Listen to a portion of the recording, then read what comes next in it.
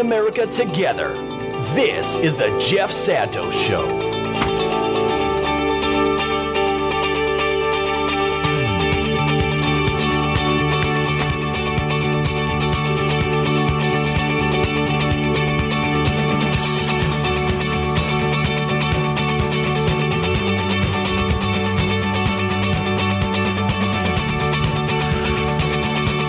Four minutes past the hour. It is indeed the Jeff Santos Show that you're tuned into. As I said at the beginning, we're going to be focusing on three departments that cabinet officials are being confirmed or being nominated, and the hearings are going on, is what I'm trying to say. But we're going to start off with the education hearing. And one of our favorites, who we haven't had on in a long time, is our guest to discuss the DeVos cabinet appointment as Secretary of Education. This woman wants to privatize, wants to, charter schools everywhere. Choice, but only choice for, of course, with people who have money. Julian Vasquez Heilig, PhD professor at Cal State University in Sacramento, California, is our guest, and we are excited to have Julian back with us. Julian, how are you, my friend? I'm good. So glad to be back on your show, Jeff. It's great to have you back, and I tell you, we are in for kind of a wild ride with some of the Trump picks here. I want to start off with Ms. DeVos here, in this hearing that she had yesterday. First of all, Mr. Alexander, who's sort of kind of a benign Republican considering all the whack jobs that are on that side, but he, only allowed, one per senator. They were allowed to ask questions in 5 minutes or whatever, and that's it. They didn't get a second round, which is the case with Sessions and the case with Tillerson and a lot of the other folks, and it's kind of a routine thing. But they're trying to protect her because she's off the wall on some of these things. They was asked by Senator Murphy of Connecticut, and we'll try to get the sound a little bit later, of this wacky idea about guns, because, of course, Chris Murphy comes from the horrific shooting at Sandy Hook. And she said that, I need guns to shoot off the grizzly bears. I'm like, come on. Yeah. Your thoughts, Julian? Well, the thing is, I think you hit it right on the money, Jeff, which is that Betsy DeVos does not really know much about education. She's more of an ideologue than she is an educator. And so I think the reason why the Republicans decided that each senator was only going to have 5 minutes was because they didn't want her to trip up. And even with that sort of shortened time frame to answer questions from each senator, she made a lot of mistakes. I think one of the big ones you just talked about, which is that we need guns in schools because of grizzly bears. But there was several others, such as the fact that she wasn't aware of IDEA, which is one of the most important laws that we have on the books, federal laws, to protect special education kids, one of our most vulnerable populations across the nation. And I think part of the challenge is the reason why she's not really very aware of the conversations in education is because she's never been an educator. She never attended public schools. Her children didn't attend public schools. And when asked that question, she said, well, actually, I've mentored in a public school. So, big. Big mentor. By the way, we do have that cut regarding Senator Murphy's question. Let's go ahead and play that, Ron. Well, I will refer back to Senator Enzi and the school that he was talking about in Wapiti, Wyoming. I think probably there, I would imagine that there's probably a gun in the school to protect from potential grizzlies. That's Secretary of Education nominee Betsy DeVos. Yeah, exactly. There you go. I mean, it's people say, oh, well, she's only referring to this one guy in Vermont that got more bears than people. But the fact is this. Just looking at it from that perspective, knowing that she is in Washington, D.C., which doesn't have a lot of bears, that she's talking to somebody from the suburban state of Connecticut, that she's talking to, a whole group of people and a lot of people on that that represent Los Angeles and New York City and Boston and all these urban areas. So, she could have qualified it if she had any common sense, but this person is out to lunch, it seems. Right. The sensitivity for a senator from Connecticut considering what happened at Sandy Hook, I think that is something that maybe the senator left unsaid, but I don't think that we should leave unsaid, which is that there are people that believe that, for example, Sandy Hook never happened. So I think that it was really an affront to parents who believe that guns have no place in schools, that guns actually have no place in universities either. That's one of the things that Senator Warren actually brought up, is that Betsy has no experience related to higher education. In fact, she never received financial aid, has never interacted with the financial aid system. So the responsibilities of the Secretary of Education not only cover K-12, they also cover higher ed. And I think Senator Warren was right to state that Betsy DeVos is not qualified to lead on issues in terms of higher education because she has no experience in that arena either. We're talking with Julian Vasquez Heilig, Ph.D. Professor, Educational Leadership and Policy Studies at Cal State University, Sacramento. I got to tell you, I'm of the mind that the Democrats need to be able to force DeVos into certain ideas here, because look, it looks like to me not many Republicans are going to go against her. So more than likely, she's going to get confirmed. Right. But what I am focused on here is how the Democrats follow up here, because right. If she starts touting and going out to states around the country and talking about choice and offering all this crap that that's going to be the end game and that's how we're going to save kids and the Democrats better be ready to respond with that this is just a one big lie and offer an alternative. Your thoughts on that? Well, I think her record is really a concern. I think the fact that they brought students to the hearing, and essentially, what people call it is poverty pimping, because we know DeVos' record on education in Michigan. She's not just a supporter of charter schools; she's a supporter of for-profit charter schools.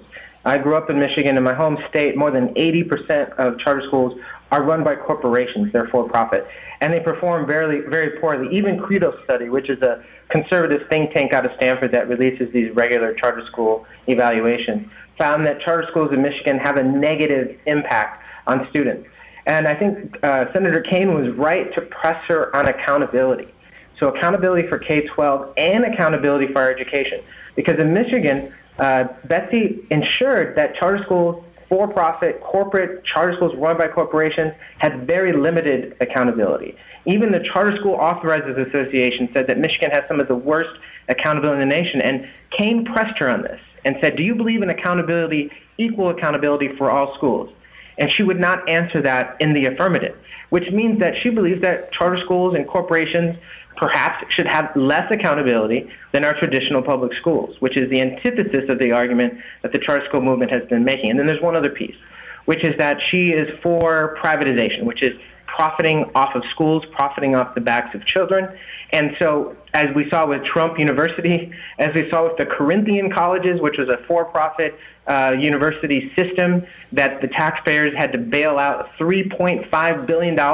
So that company made its money, but the taxpayers were left with a $3.5 billion bill. And so the thing is that now Betsy is going to be tasked with being the watchdog or the policeman, as Senator Kaine put it, for these companies that are running these for-profit. So I think that the Democrats did a great job saying, look, your ideology really is in conflict with what's in the best interest of perhaps our nation. Well, there's no doubt. Again, talking with Julian Vasquez Heilig here on the Jeff Santos Show. We'll take your call, 772-925-8206. I just look at this. Now, this is a woman who comes from a very wealthy family. Her brother, if I'm not mistaken, is involved in what was known for a long time as Blackwater, the private security group, mercenary group, exactly. Her mother is involved in this foundation for excellence manor, and apparently, is involved with a whole slew of right-wing groups, and there's a whole creationism. There's a whole, but Jeff, wacky world here. She said she's not actually involved with her mother's foundation, even though on the tax filings her name is listed as a vice president. She said that was actually a clerical error that occurred over a 3-year period each year. So there's some gray area, apparently. She's not actually involved with that foundation because of a 3-year clerical error. Yeah, clerical error. Well, and let's talk about what is also happening, and we're going to talk actually tomorrow with an investigative reporter from freelance reporter Valerie Vandepalm, who's based now here in Boston, but grew up in Michigan. And the whole world there of Michigan, as we know, they appoint the public school Snyder, the same guy that did the Flint crap, and she comes out yesterday when questioned by some Democrats about the whole situation in Michigan, and she starts giving this diatribe going back to the 1950s. Well, all these people left because of the automotive crisis and all the other issues, and there have been very, very few people who live there. They go to private school. I mean, it was just completely dissing it. But the fact is that the idea of Snyder and DeVos and all these folks is to destroy the public schools. And they did it by appointing the guy who literally has put lead in the water, and they took him out of the job, and they brought him to the Detroit public schools. Yeah, I think what's really going on here is that the way Trump and the way DeVos see this is that our children's minds are their new real estate. That's how they will monetize education. Now, it was framed in the beginning of the conversation that this is about school choice for poor people. But what people don't realize is that when corporations and churches run schools, if you don't choose them, they have to choose you. And so you can go to a corporate school or you can go to a religious school, but they have to decide to allow you into the school. Now, with democratically controlled schools, they accept all students. And so when we say school choice, it doesn't actually mean that parents can choose that school. It means that those schools have to choose you.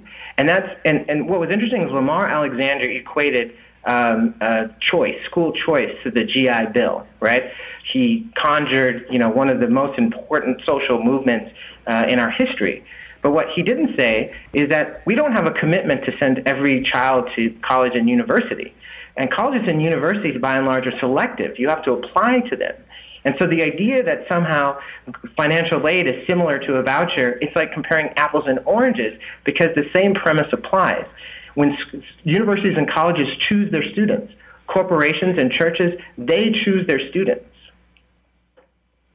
Yeah, no, I mean, it is very hard to think what could be done here. And I know a lot of people are concerned that, what is this going to mean to my kids? What is it going to mean, if I have kids coming into elementary school and high school? Right. And, I know that there are certain protections for places like in California where you have a Democratic governor and Democratic legislature, or in New York, similar situation. But if you're not, and unfortunately, I think the Republicans control somewhere between 32, 33 state houses and governors, that's a majority of the country that is going to be affected by this.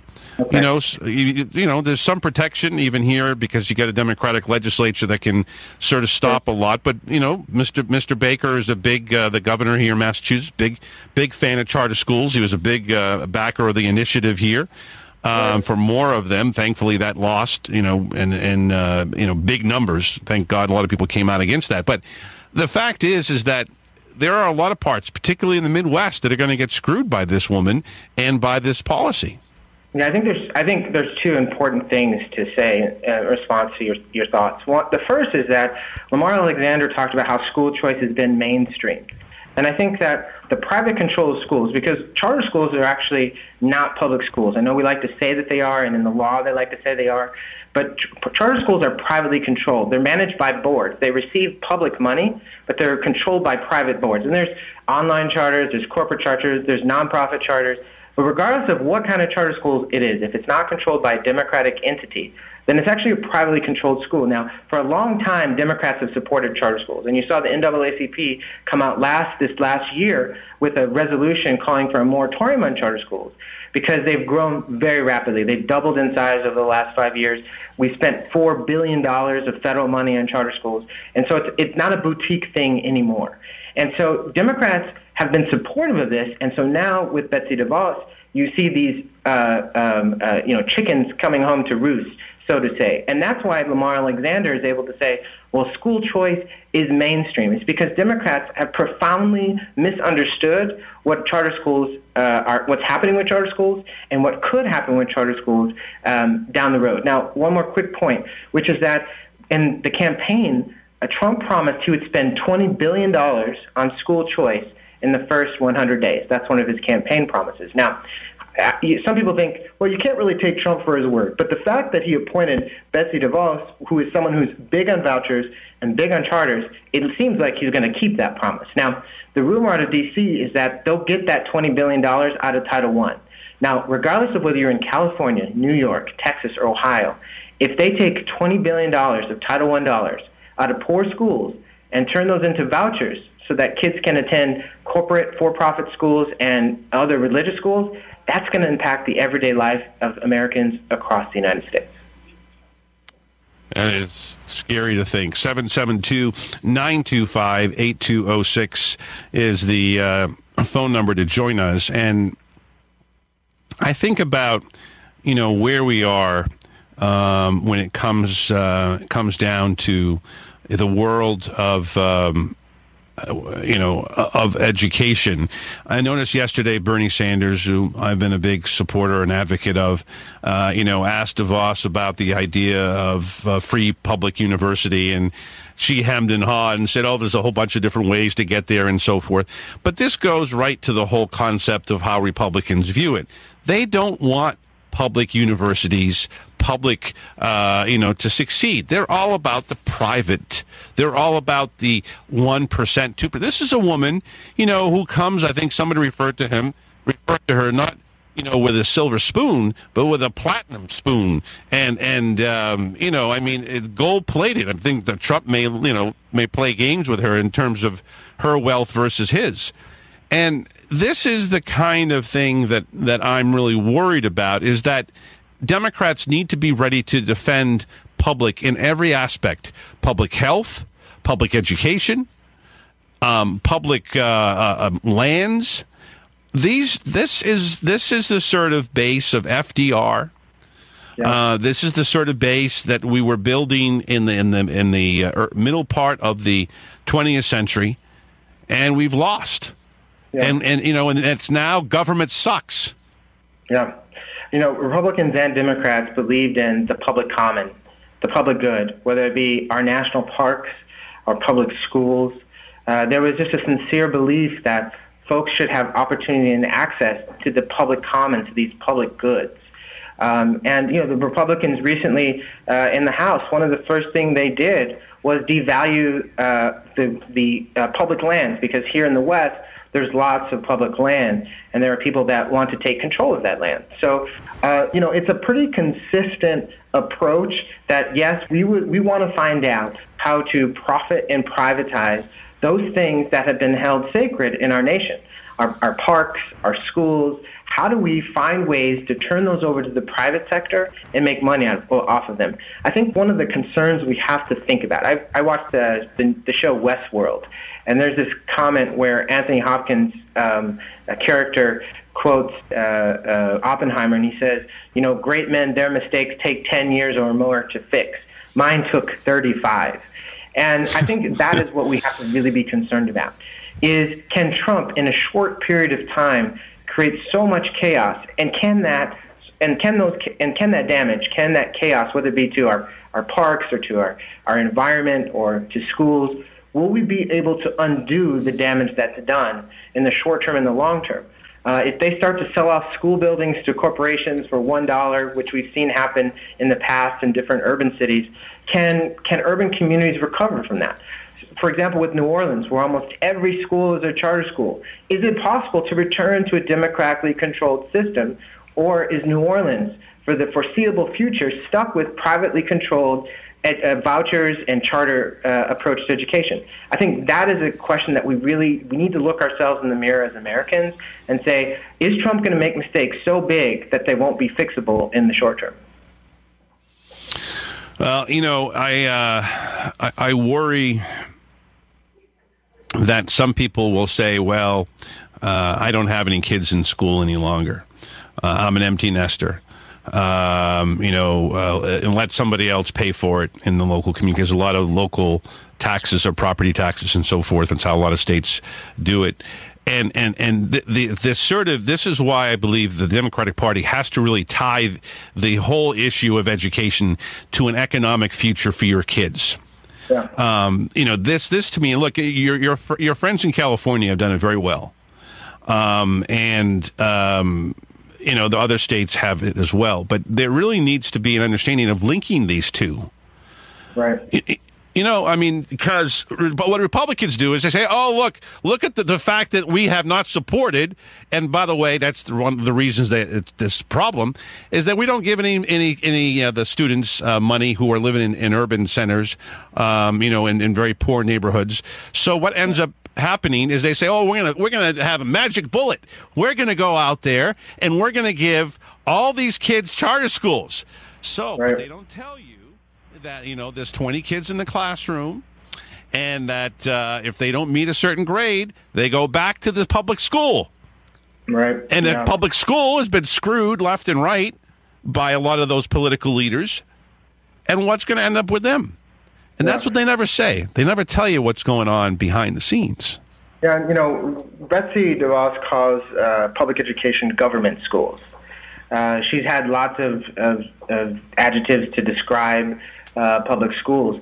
But I think the key thing, that the elephant sort of in the room, is that actually public education in the United States has been quite successful, particularly in places like Massachusetts, New York, Maine, Wyoming. These are states that if you were to stack them up against Finland and Singapore, that they're quite comparable. Now, the real problem in our country is not the public system overall, because across town they have field hockey and lacrosse. But on the other side of town, they struggle to buy books.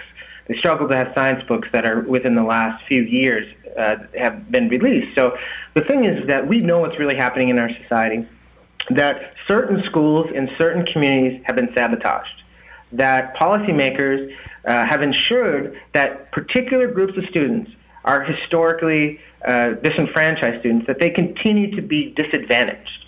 That's the elephant in the room. And so there are places where I do agree with people in the charter movement, which is that clearly African-American students have been underserved, Latino students, poor white students, but that's not a mistake. That's actually been on purpose, and that's the way our system has been set up.